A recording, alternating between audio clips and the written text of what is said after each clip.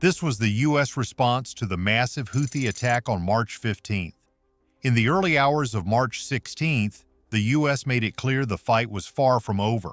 Just after midnight, they resumed their offensive, striking secondary targets untouched on the first day. But unknown to the Americans, the Houthis had one last move.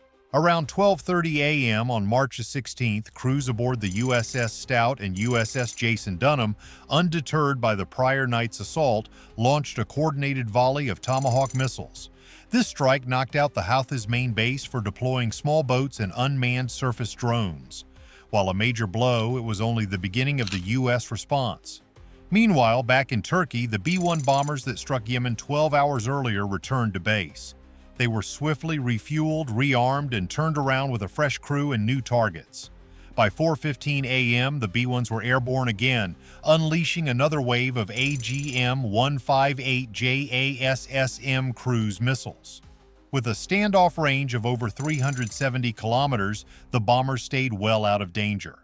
Houthi air defenses were still in disarray, posing little threat.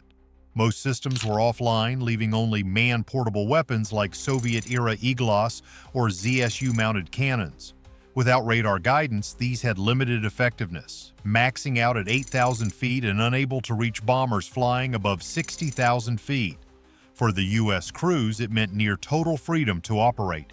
What they didn't know, this strike, aimed at one of the Houthis' main UAV bases, would trigger major consequences within 24 hours. After the B-1s completed their mission and returned to base, several F-35Cs from the Black Knight Squadron launched from the deck of the USS Harry S. Truman shortly after sunrise.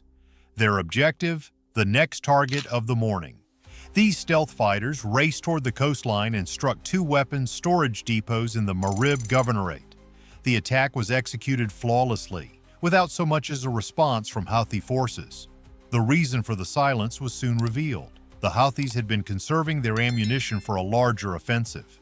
Just as lunchtime began aboard ships in the Truman Strike Group, radar operators aboard the USS Gettysburg detected a surge of incoming air contacts, far more than the day before. While the Houthis had previously launched a pair of Al-Mandab 2 missiles at the strike group, this time they unleashed everything in their arsenal at once in a bid to overwhelm U.S. air defenses. Rather than staggered or piecemeal attacks, the Houthis coordinated a concentrated assault on a single vessel, hoping to land a successful hit. That vessel happened to be the Gettysburg. As the crew of the Gettysburg began locking onto targets and selecting weapons, the ship's Tactical Action Officer, TAO, quickly recognized a problem of numbers. Although the ship's SPY radar could track up to 200 contacts simultaneously, it could only engage between 12 and 18 at once. With at least 12 incoming missiles, the TAO didn't want to risk missing slower, follow-up threats like drones sneaking in behind the main missile wave. That's when he devised a clever workaround. At that moment, the Gettysburg's commanding officer, being the most senior among the strike group, took tactical command and instructed the USS Stout and USS Jason Dunham to engage the most distant threats with SM-2 missiles. Meanwhile, the Gettysburg would handle the closer targets. This move reduced the number of missiles Gettysburg had to intercept from 12 down to 8, but the ship was still in a perilous situation, with only seconds to react.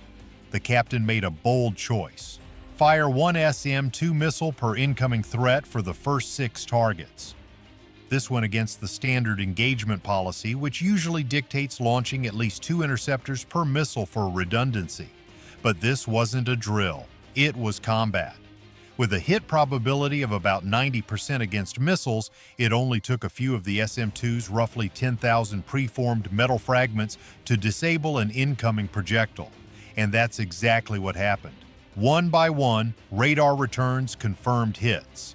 The targets were eliminated, until only 2 remained. However, conserving SM-2s was now a priority.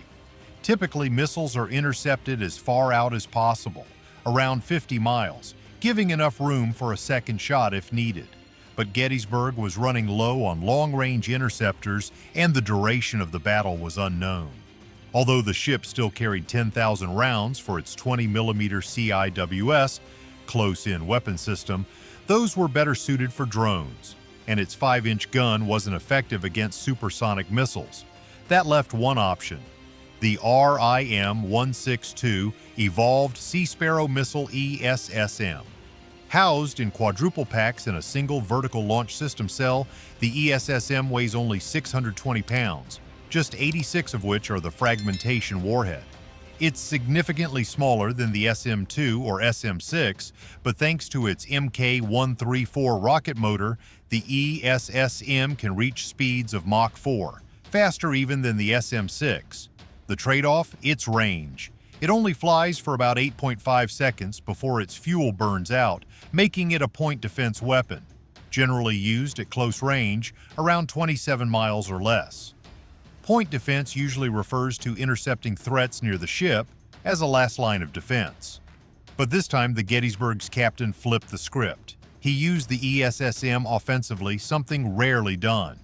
As the final two missiles crossed into the ESSM's engagement envelope around 27 miles out, the TAO ordered a pair of ESSMs launched at each. The crew braced for impact. Amazingly, it worked. The captain's gamble paid off. Both enemy missiles were destroyed, roughly 10 miles from the ship. Now it was time for the U.S. to strike back. After the missile salvo against the Gettysburg, U.S. Central Command recognized that the Houthi leadership structure was still functioning. It was evident that organized resistance continued, and a stronger response was needed. That's when CENTCOM turned to a highly specialized weapon, the GBU-53 Stormbreaker. Since most of the Houthi fixed command centers had already been destroyed, the remaining ones were mobile, essentially modified Toyota pickups outfitted with communication gear. These mobile posts were unarmored but agile, making them difficult to hit.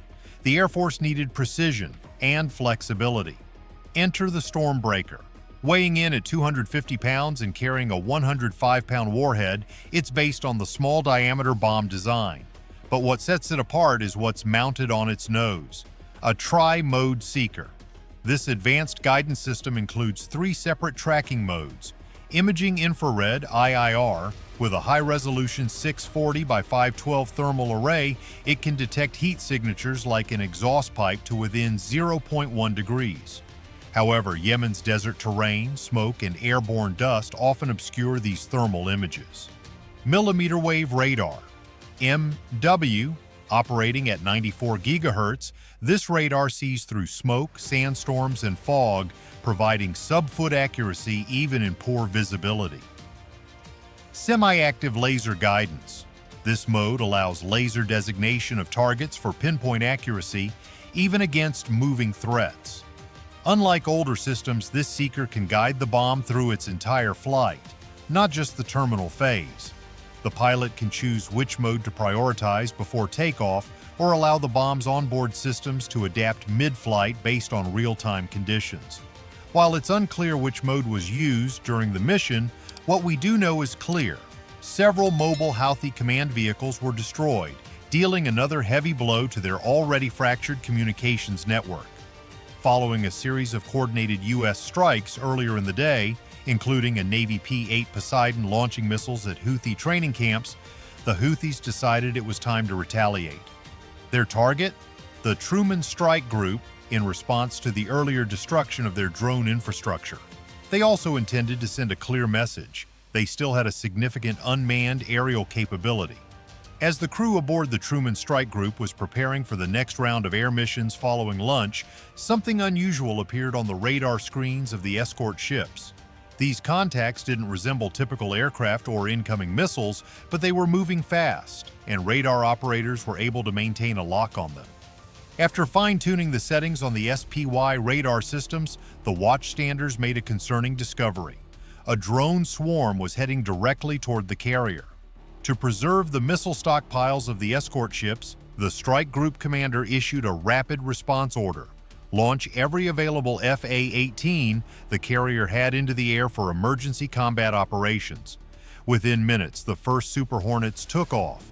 Observers would have noticed a key difference in their loadouts. These jets were now armed with AEM-120 AMRAAMs, advanced medium-range air-to-air missiles, a staple of U.S. air dominance. But today they'd be used against a new threat: drones. In air-to-air mode, an FA-18 Super Hornet can carry up to 10 AMRAAMs, 2 on the wingtips, 6 under the wings, and 2 on the fuselage. These missiles fly near Mach 4 and reach almost 160 kilometers. Though built to counter enemy jets, they've also taken down cruise missiles, spy balloons, and now drone swarms. While the AMRAAM's 40G terminal turn capability helps it outmaneuver evasive threats, spotting small, low-signature drones remain the real obstacle.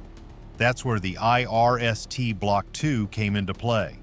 Mounted on a modified centerline fuel tank, this advanced infrared sensor detects heat signatures from engines and other warm objects, passively without emitting signals. Its capabilities are formidable. Detects ballistic missiles from up to 220 kilometers. Spots cruise missiles at around 92 kilometers. Tracks person-sized drones from up to 148 kilometers. Each IRST-equipped Super Hornet can follow 12 targets simultaneously, delivering fire control-grade tracking. With nearly 10 aircraft in the air, the task force had more than enough coverage to meet the threat. Over the next 7 hours, U.S. fighters intercepted wave after wave of drones. While the exact number remains classified, estimates suggest several dozen were neutralized. An intense strike effort stopped cold by the carrier's air screen.